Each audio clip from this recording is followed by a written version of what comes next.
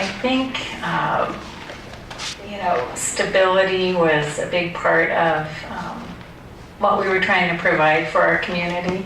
And that second year has been about stabilization, I think, of our community.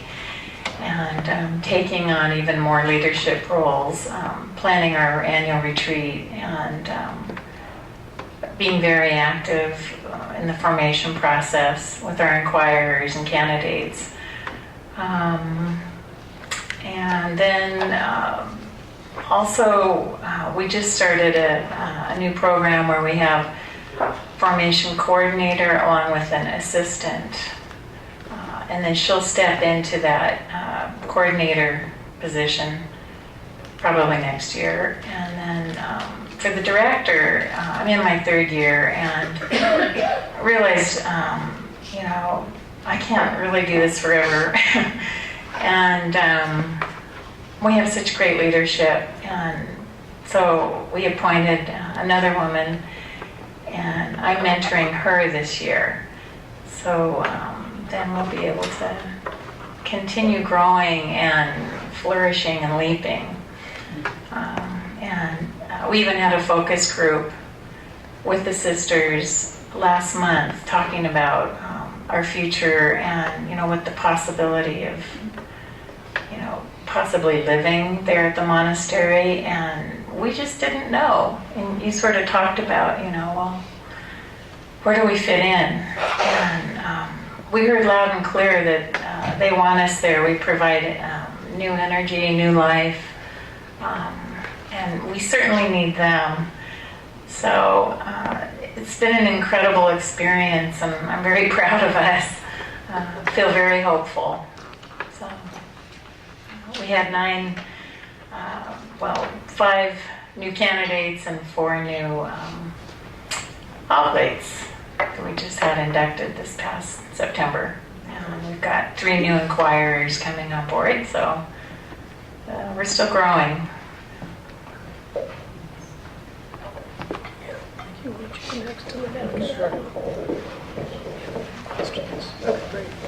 My name is Chris Freirer. I'm from Glastonbury Abbey in Hingham, Massachusetts.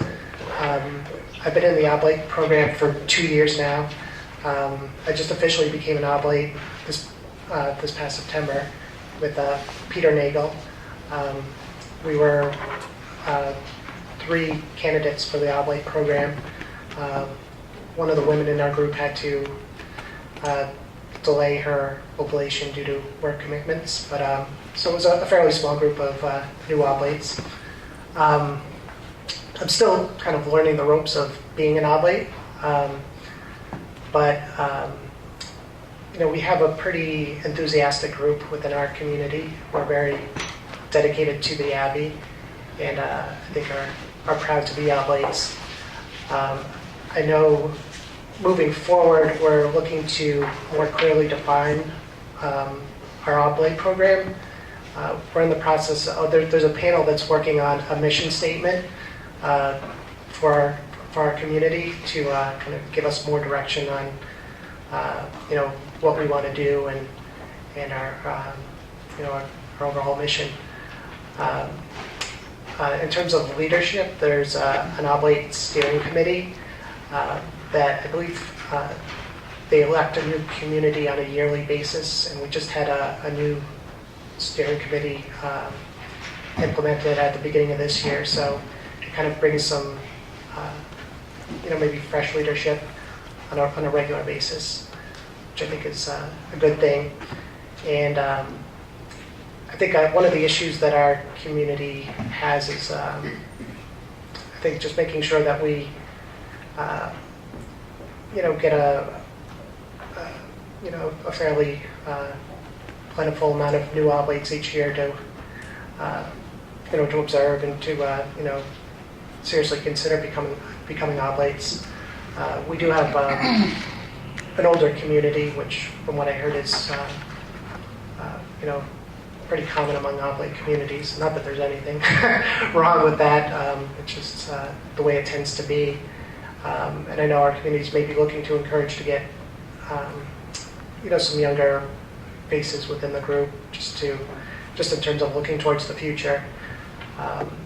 And one of the things that came to my mind was, this is based on my experience with St. Anthony's Shrine in Boston. They have an outreach program to people in their 20s and 30s, and it's actually called the 20s and 30s group, and they have a lot of programs for people in that age category, whether it's having movie nights, or they have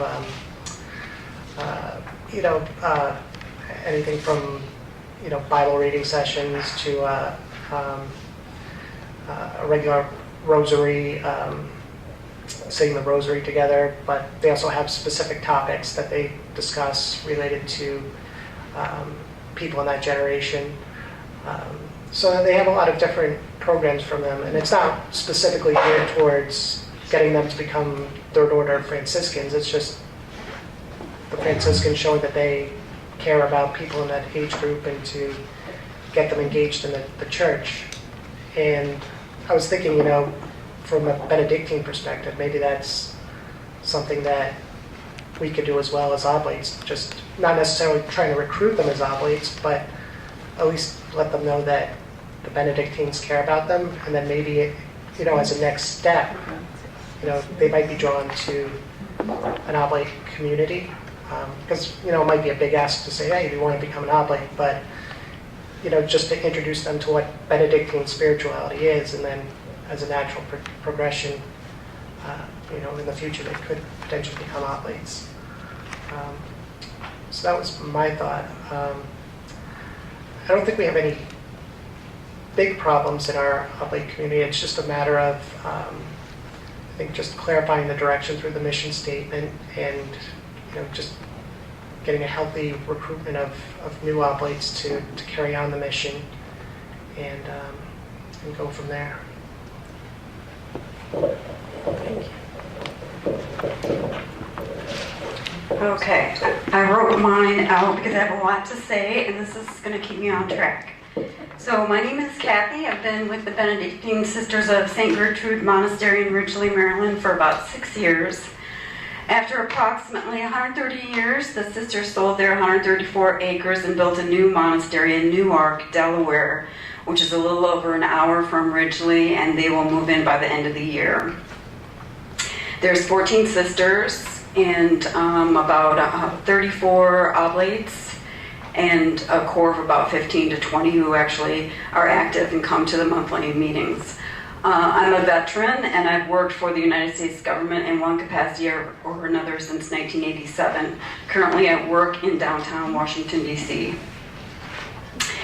So my first thought is that we should not be afraid of living on the margins of society like the first sisters who came to America to teach immigrant children. I can't imagine the courage that it took for them to come here, and I hope you remember their stories. They were not afraid of living in the harsh conditions out in the wilderness, and sometimes with a language barrier. So I want you to ask yourselves what behaviors you exhibit every day that set you apart. What is it about you that other people notice that make you different? Like our sisters that first came here wore habits, and everybody could look at them and notice that they were different. But we don't wear habits anymore. I mean, what behaviors do you exhibit that set you apart? For instance, and reading chapters 4 through 7 of the rule might refresh your memory, and you're probably already doing some of those things, and maybe you don't even realize it. But I just started a new job 2 months ago, and I have a desk kind of in the corner out of the way, and I created a little space for myself that's really quiet because I'm comfortable in the silence. And the funny thing is that everybody that walks through there notices how quiet it is. And it never ceases to amaze me the number of people that have to stop and say, "Oh my gosh, it's so quiet here." And they think there's something wrong with me. And so, but I'm quite comfortable in the silence.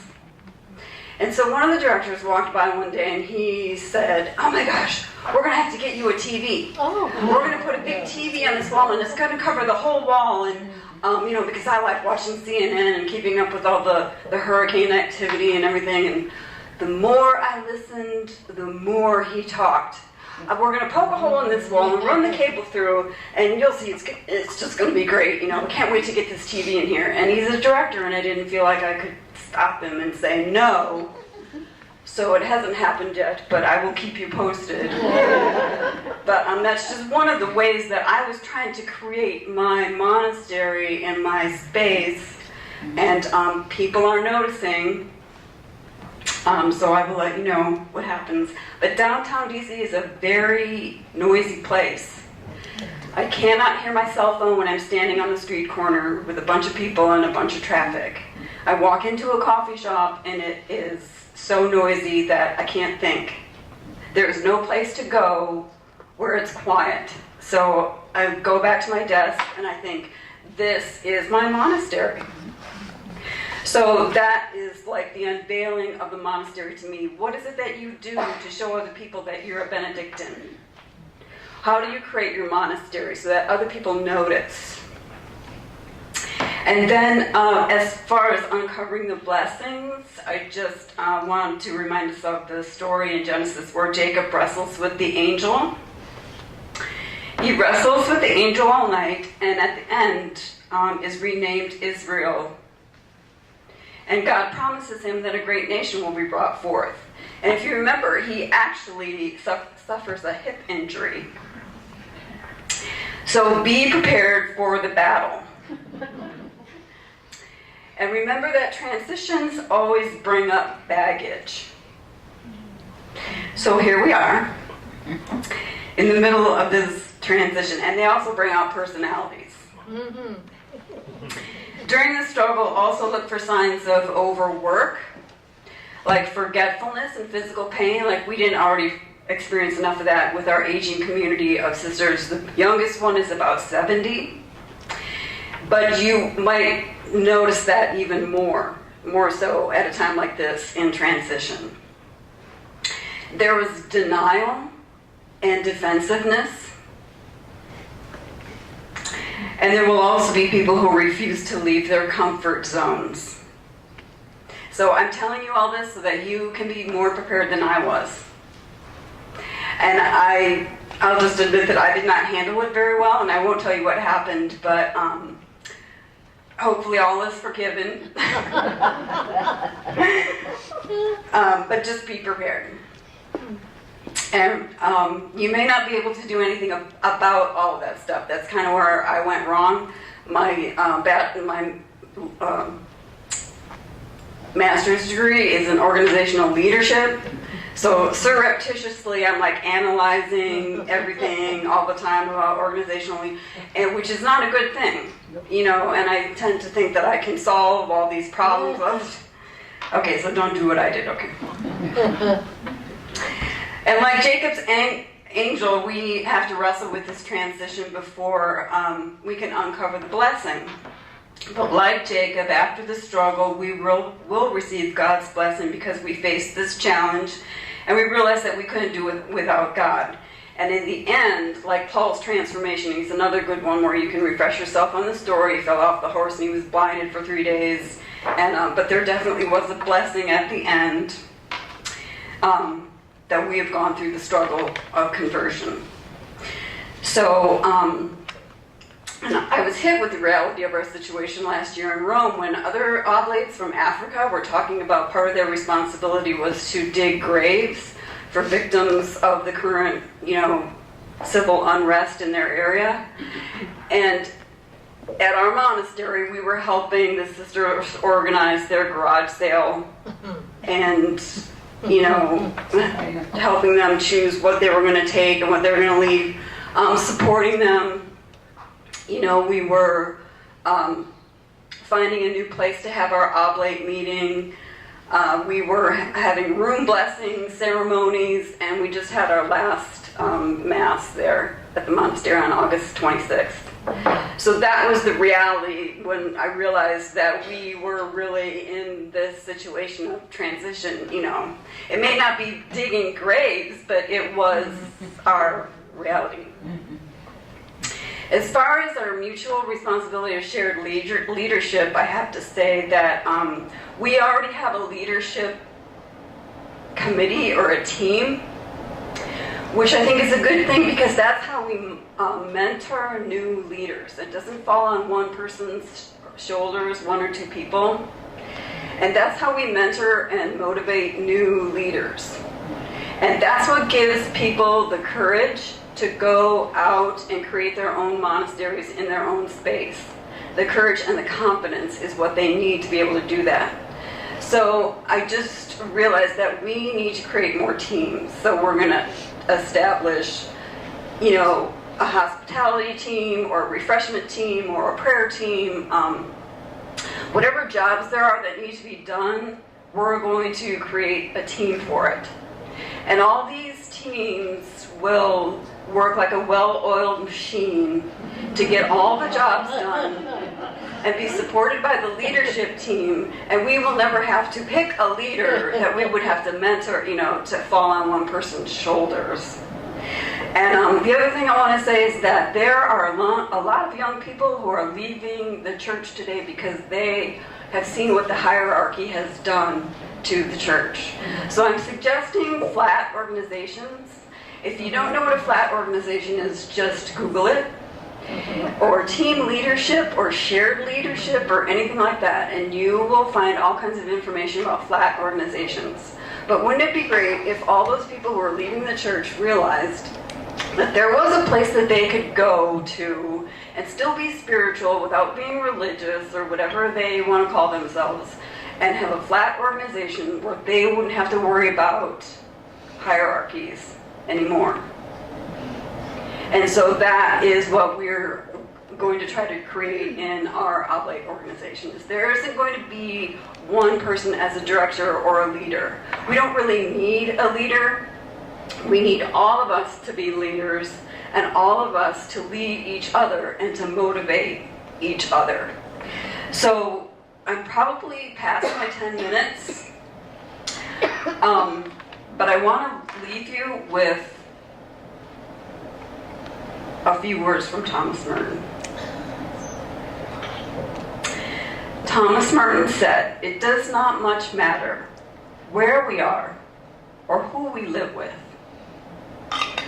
provided we can devote ourselves to prayer, enjoy a certain amount of silence, poverty, and solitude, work with our hands, read and study the things of God, and above all, love one another as Christ has loved us."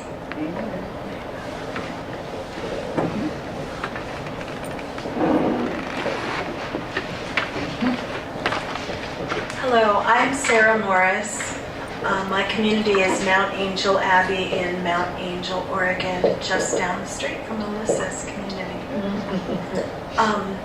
My story, hopefully I can convey to you the ways in which I have at many times held a couple of different truths and realities at the same time, and what God has been able to do for me as I've walked along as an oblate. So I officially became an oblate about 3 years ago, but had been interested in Benedictine spirituality for a long time before then. My reason for that timing was needing to be able to come into the community at a time when I could meet the requirements, which probably every community's got their requirements for attending, meetings or formation. At Mount Angel, you attend one of the retreats, and then you have a year where you're a novice and you're asked to do some things. So when I was able to do that, I began that process. Some of the information I was given after I attended that first retreat didn't turn out to exactly describe what the reality was. Specifically, it talked about there being groups that you might be assigned to, and a mentor that you'd have, and that wasn't any longer happening. I think it happened in the past, possibly, but it wasn't for me. So I kind of went off into the world, and I looked at what they gave me for some suggestions, and I kept exploring on my own. And so I don't want to say that that was entirely a bad thing, because as I said, a barrier to me was not being able to get in and do all of these things. And so certainly I would never say that somebody doesn't need formation and guidance. But I think that we could actually have a situation that we create where what we require is keeping certain people away. And as I look who does come to that community, it's generally people who are of an age. There aren't too many younger people. By conversations I've heard, there are people that generally have means. And so if that isn't you, you may not come into the community. And I had mentioned that in a conversation once to somebody, and the comment was, well, maybe they wouldn't be called then. And I'm not sure I think that's how that all works, but I'm not God. But anyway, so as I said, two realities. It would have been nice to have a mentor or to connect with a group, but I didn't have that. So I was, kind of out exploring on my own. And that was really neat because within the context of my life and my job, which is demanding and too many hours and too many responsibilities and doesn't leave me a lot of time, but in control of my own time, I could choose what to read and what to look at. And what ended up being very instrumental for me was I discovered Sister Joan Chittister's Monastery of the Heart. Are you familiar with it? It's not an oblate program, but it's an online Benedictine community. And things are put up weekly. It doesn't cost anything to join. You can look at what she puts up for Lectio. There are message boards and different kinds of things. So that became my community. And as I've gone along, what I can say about my community is I have so little knowledge about what the greater picture is, what the goals are. I know there's a council, but I don't know who's on it or how one gets to be on it. The meetings that you go to are limited to attending retreats, or once a year they do have a pretty fabulous St. Benedict festival that they started about 3 years ago. And Oblates are invited to that and given a ticket, which is really generous. But if you want to go to any other thing, you need to be able to have the time and the funds to go to one of the retreats. Now, in the last year, they have been rebuilding their guest house. It was built the year before I was born, so I know my structure is falling apart, so certainly was needing it. So there haven't been any sorts of retreats or anything going on. But I've been able to make it work. And as I've gone along in my life, just in my life in general, where I seem to be being led is really into the part of our oblate promise of as our station in life is. And that's what God keeps putting in front of me, is being a Benedictine in your station in life. And it keeps me looking at other people who might want to be called or who might benefit from some of these things. And I've come to really see my community as where I am out in the world. The people that I work with, my family, my neighbors, not necessarily or even very much the people at the monastery, because I don't see them, I don't get to be with them. So it really seems that that's where I'm being put. And when we just did our exercise about our Magnificat, that was all very alive to me.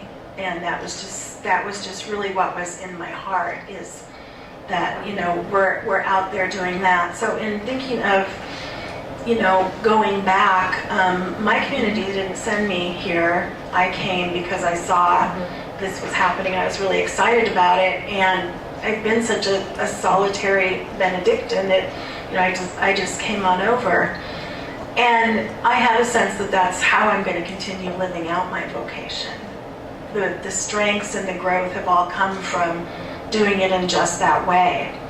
I'm sure there are people in my community who are having a different experience. I just haven't had the experience of connection with people. You know, they may not be unaware how difficult it is to connect with people. And I do, I mean, the monastery is like an hour away from my home and about 35 miles from my workplace. So one of my favorite things to do is on Fridays, it's the symbol of having survived another week. I can drive through the back roads, which is through the country, and go to prayer. And so that's something I do, and I can occasionally go to Mass. But beyond that and the occasional retreats, that's my entire connection. So I just, pray to be able to continue to listen to where God is leading me. I really, like I said, the promise that we make is to be Benedictines in the world as far as our station in life allows. And, my station is as a single, not married, not partnered person. I'm a mother and grandmother. I work, I teach in a nursing program. And so there's a lot of places where I can bring hospitality and bring Benedictine values. And so that probably doesn't sound very much officially like how you're part of a community, but I think that is unmistakably where God has me working. And we'll just see how the rest of it unfolds.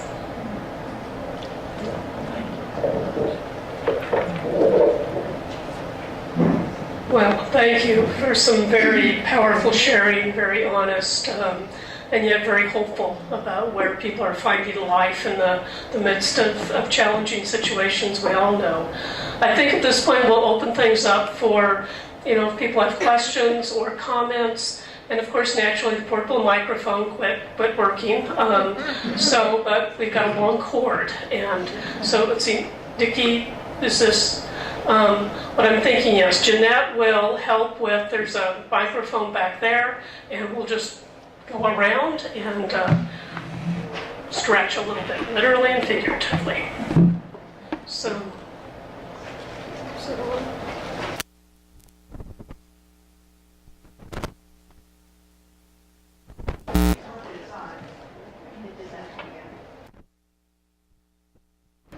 Yes, I can, yeah. Well, no, but... When you were talking, you mentioned that it's already here.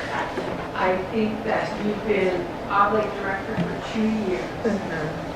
You then invited, you said, another woman into that leadership. Yes. Was the idea that you would co-direct or there'd be a team leadership? What was the idea when you brought in that? Yeah.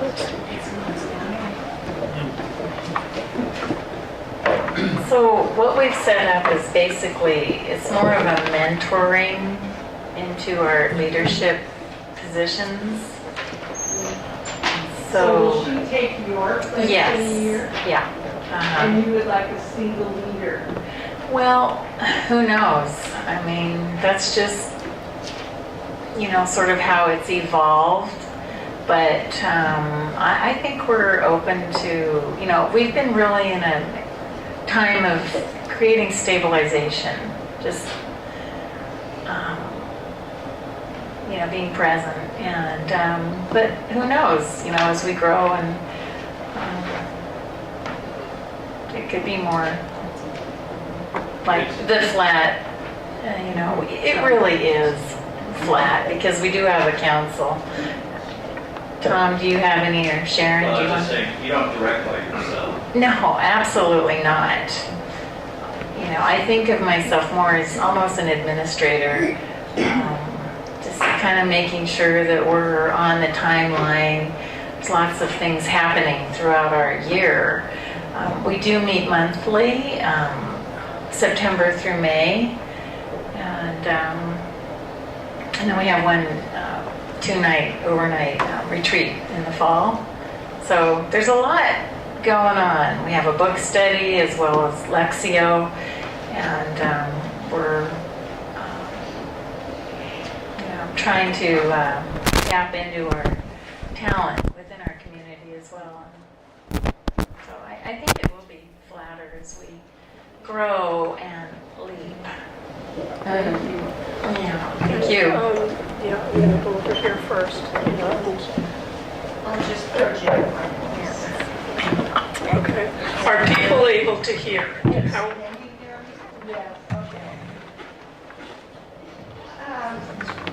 As I hear each of you talk about the ways in which you have taken responsibility for the oblate groups in your community, as the sisters have become unable to do that perhaps, at the same time, I'm not hearing you talk about how that has furthered the mission of the sisters or their sharing the Benedictine charism. I mean, I think you're using your individual gifts, but what does that do to replace the monastery as an oblate? How do you carry that out and create, how does that express the charism that the monastery does? I hear you talk about organizing oblates, but I don't hear anything about mission. Can you respond to that? On you? Go for it. So our sisters, as I say, they are a community that is in the process of dying. They are dying. They will die out. And they have sold their, not-for-profit, which wasn't a business. I mean, they weren't making any money off that for, single mothers go there and learn life skills and things like that. That was their career. Well, they don't have that anymore. They don't even have that. So we, it's still there. Some of our oblates that will live in the community even after the sisters move, will still volunteer there. But I mean, they're elderly too, so they will die out too.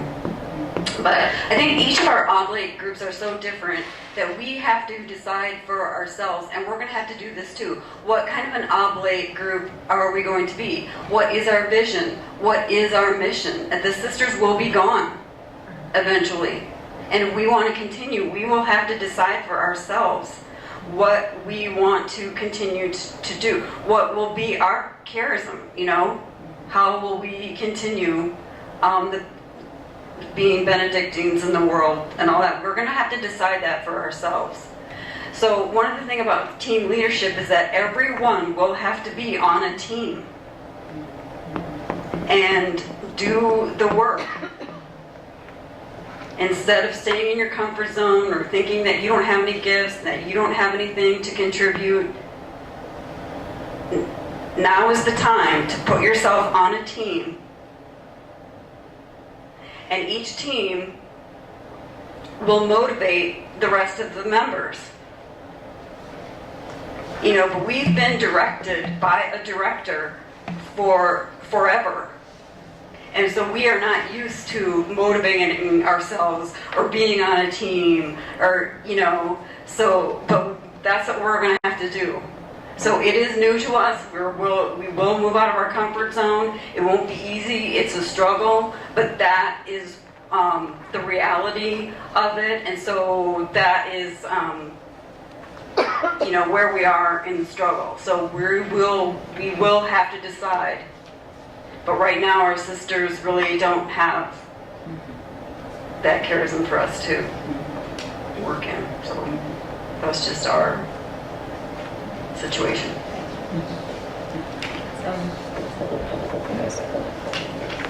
Mount Angel Abbey is a men's monastery and a seminary, and they have vocations and they have seminarians. And when they have completed the new retreat center, they will be able to resume hospitality, for which they're very well known. It's going to be a pretty impressive retreat center, and I know we'll get a lot of views throughout the Archdiocese. What that means to the Oblates, I don't know. I don't know how they see the program. The director is one of the monks, and then there's an associate director who's a woman who's been in that position for a really long time, and she has people that work with her but I don't know in their grand scheme of things how we fit to them living it out. I have a question. I don't have a question. I'm Sister Ramona Fallon from Mother of God Monastery in Watertown, South Dakota. This might be a time to interject this situation that happened. Blue Cloud Abbey, which was about 40 miles from our place, has gone away. It's defunct. The monks have moved to various other abbeys. The facilities were bought by a group of lay people, 6 couples, some oblates, some not. And they continue, so I'm sharing this to respond to what's the charism, how do you carry out. I think every oblate group is going to have to determine how they're going to carry out the Benedictine charism on their own. And so these 6 couples now really are continuing what the monks did at the Abbey. They have retreats, it's open hospitality, they're really carrying on. Much of the land was sold, but they still have a few, I think 60 head of cattle, because there was a farm at one time. So my point is, I think you get it, is that each group is going to have to determine how you're going to carry on the Benedictine charism. What abbey is that again?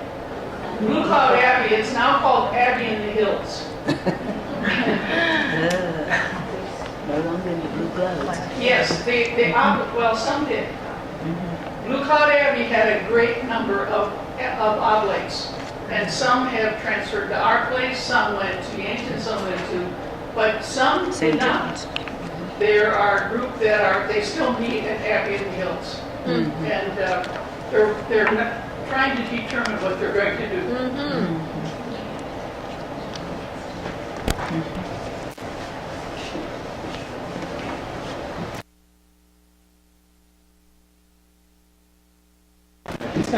You're not on, Dan.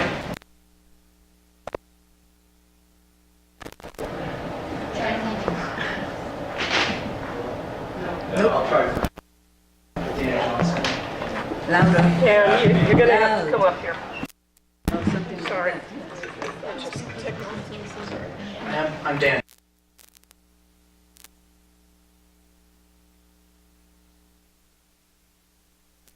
That said, if you want to change your world, change your metaphor. And so is kind of as a group and your individual experiences, is we kind of are at that sea change between kind of professed monastics and the rest of us. How is that role going to be redefined to face the new challenges? And specifically, I'm looking for what would that metaphor look like? If you were to try to paint a picture with words for me, so that I could say, we're moving from this to that. Do you have any thoughts? What thoughts do you have? Right into the mic. I don't know that I have a metaphor, but I have a sense of vision. And I think it's a return to the desert.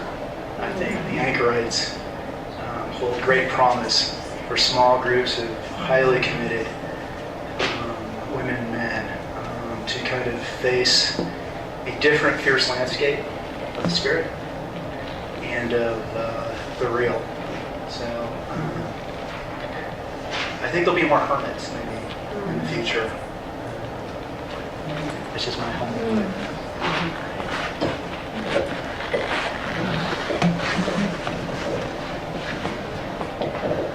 I'm Barbara Wadinsky, and I'm an oblate here in St. Gertrude's. I've been an oblate for 16 years, and during this time, I have seen the sisters community take their own charisms. The charisms of this monastery are expressed in the 3 expressions: grateful simplicity, healing hospitality, and creative peacemaking. Of course, there was a time when almost all of this could be wrapped up in teaching or working in a hospital, or, helping in a parish or something like that. But in the 16 years, I've seen their journey through what those charisms mean.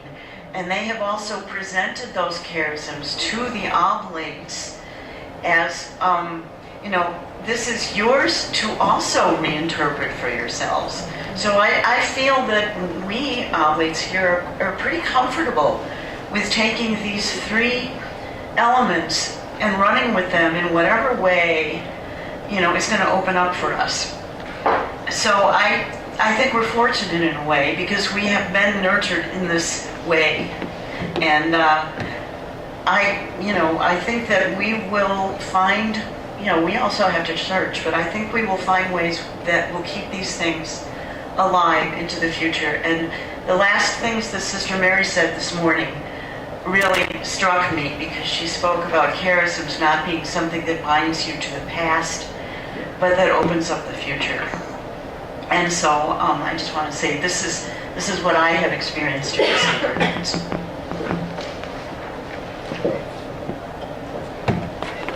Hi, my name is Marge Nixon and I'm from Holy Wisdom in Madison. But I live in Milwaukee and I'm actually a Wayne Teasdale person about Monk in the City. And what I heard here really struck home with me about money, time, privilege, and who we all are sitting here, and where our monasteries are all located, and who can actually show up at those monasteries. And I'm interested in a city monastery. I'm interested in something very different. And so I'm curious if there's anybody here that knows of or can think of a good model that might represent that, or they're already in a city monastery of some sort. Because I think that's what's missing when we look at our faces and who we are and how we managed to get here. Most of my reaching out is to a very different population. And for years, I wanted a place of refuge for those people to go to find safety and peace and creativity and warmth and caring, and it to be non-denominational. And I wanted people to be able to come there who had no money, who were mentally ill, who had serious disabilities, people who had just gotten out of prison. And that's not what our monasteries seem to do. And I guess that's why I got real entranced with Teasdale, because I thought there's something that he's talking about, a monk in the city. Well, where is it? Okay?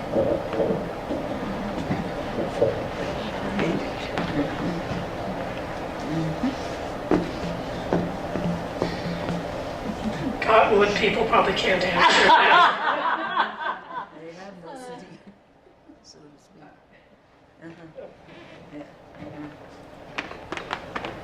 I don't think I can answer it either, but I know there's a monastery in Chicago. They have a bed and breakfast that you can stay at. So there are monasteries in the city. What is it? I don't remember, but I can find them. But it's a male monastery. Is that? No. Okay, so I think there are. Yeah. Tell me if I'm wrong though, because it seems to me that there has always been a presence of professed monastics, or at least apostolics, in the city, and saying, no, I mean professed sisters. Yes. No. I think the point you're making is, do they invite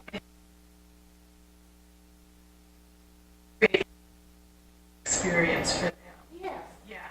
Yes. Yeah. Monasteries with the poor and the disabilities, rather than bringing a monastery or giving them take it into their communities. Would you tell us your name? Oh, sorry, I'm Chris Todd, and I'm also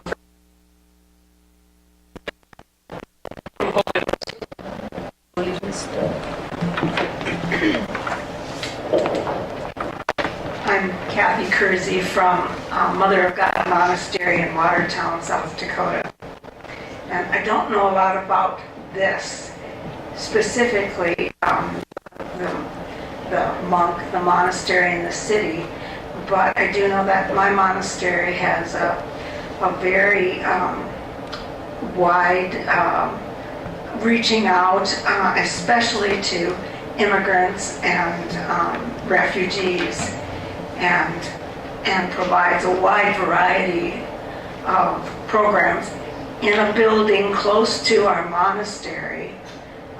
If that is an example of inviting to the monastery. Sister Ramona can tell you lots more about that, I'm sure, but it is my observation as an oblate who lives 90 miles away and has to make periodic trips, and so does not get immersed in that particular aspect of how we are a monastery in the city.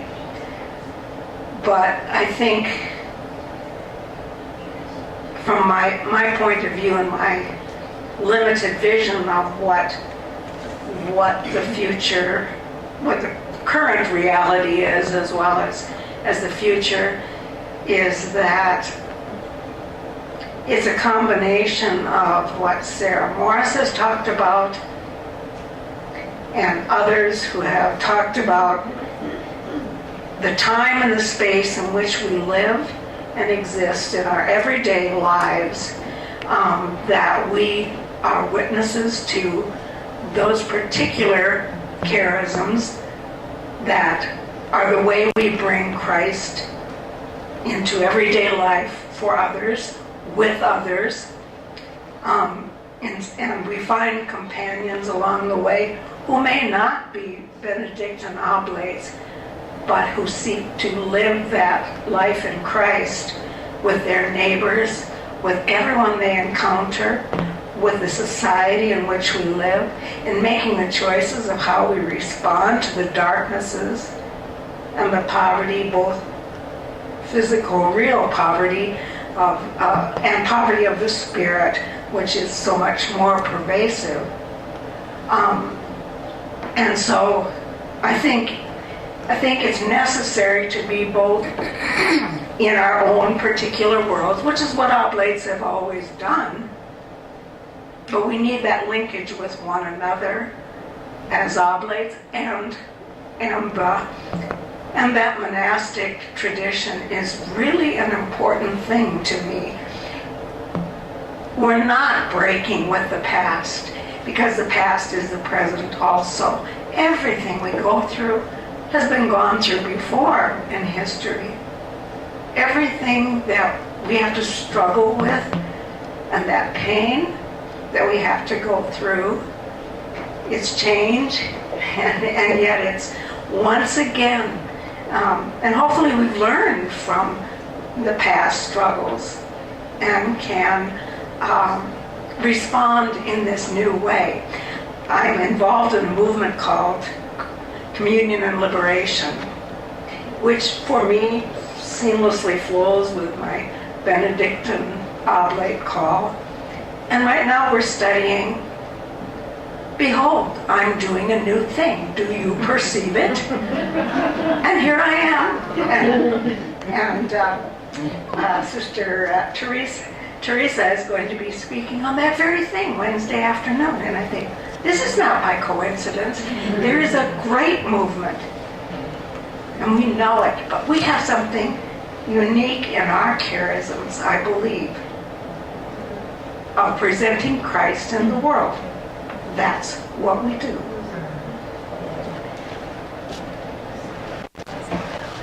Okay, let's have one more question, and then we'll give people a little time for their synthesis and their notes.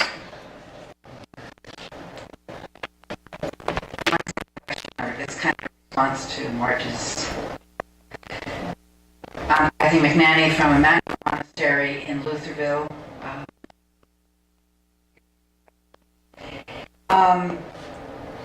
I was touched by the conversation about Monastery of the Heart that Sarah mentioned. And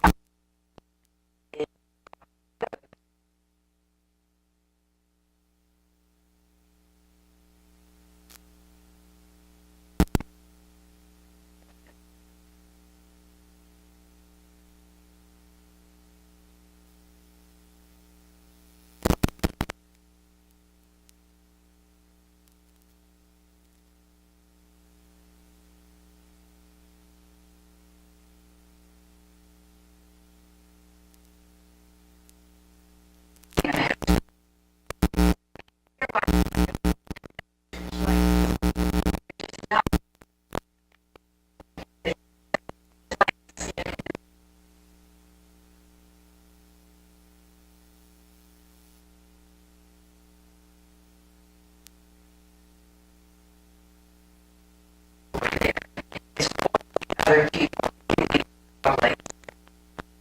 making this possibility.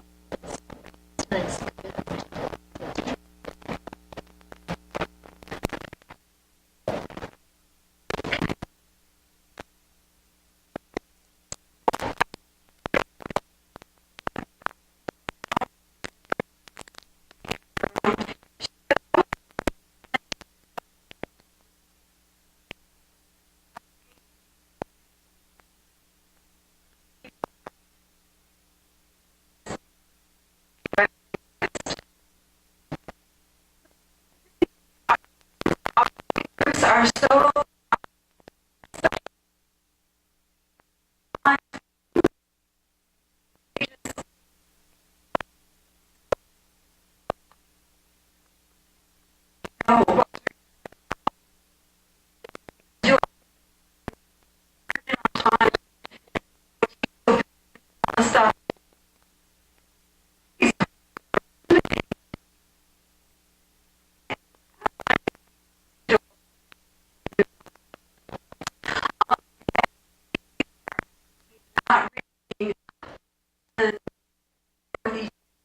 Yes. who wasn't went into cities and worked with the homeless and fed the hungry, so that we are reaching enough people in our program, limiting. And then there are volunteers in the desert who are a group of men who basically just let the Holy Spirit flow however, which way the Holy Spirit flows, and they have a ton, they have oblates coming out there.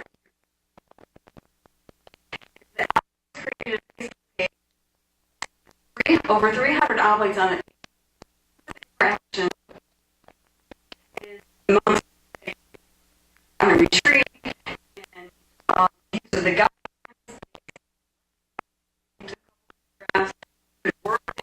Garden, they explain where you go in prayer, and they just let it happen.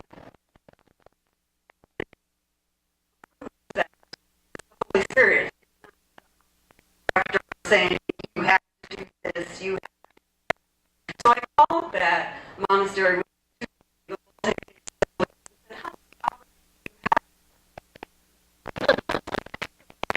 She said, they have 9. They have 9 oblates. So, thank you for listening. Everybody, I think we've raised some very fundamental questions about the nature of the charism, the oblate identity, the identity of the professed monastics, and we aren't going to solve that today, but I think we have raised, again, some very fundamental questions about who we are, and we will continue to unpack those to explore even more deeply. So what I'd suggest is that we take the next 10 minutes, and again, your fancy little handout, and just kind of synthesize what we've heard here this afternoon. There's been a tremendous amount. So before it totally leaves you, just again, spend about 10 minutes for the last 2 sessions, and then we will, by at least 1:45, we'll head on over to prayer.